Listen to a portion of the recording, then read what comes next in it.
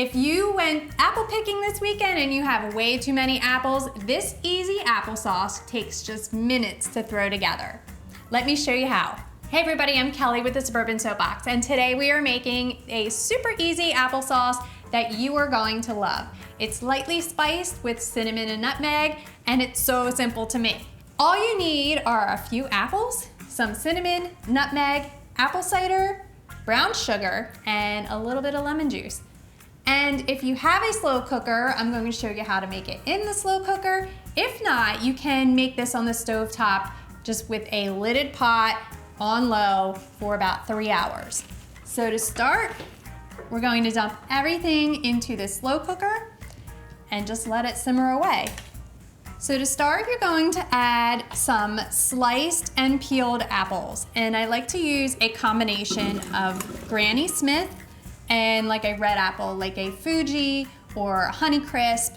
Really, like any variety of apple works well for applesauce since you're cooking it down to like a mush and then just mashing it all together. You're going to add a little bit of apple cider.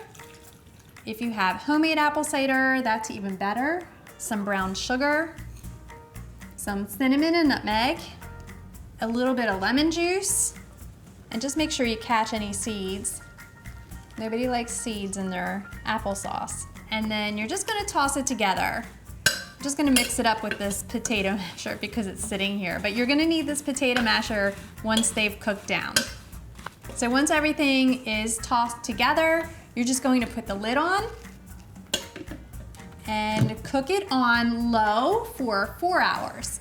And I already made one, so let's go grab that. So this one has been cooking for about 4 hours, and we're just gonna take the lid off. It's nice and steamy. You can smell all the cinnamon. Makes your house smell amazing. If you have a potato masher, this works out really well because you can just mash up your applesauce with the potato masher. It's like so easy. Otherwise, just use a fork or give it a stir.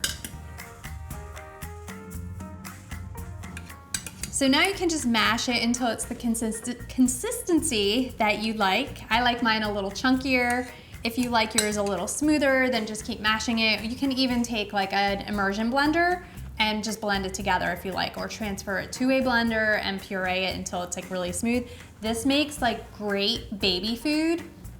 So if you're looking to make like a super homemade baby food, you can pull back on the sugar just a bit, but kids love this. I actually made this for my own kids. That's how we got this started.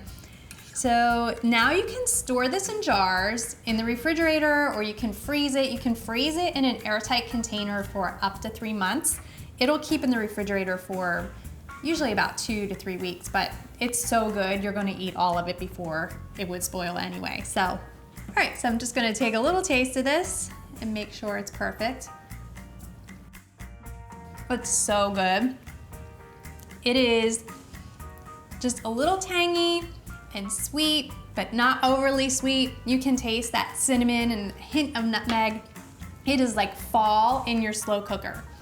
If you like this recipe, please be sure to give me a thumbs up and subscribe to my channel. For more easy recipes, visit thesuburbansoapbox.com. Thanks again.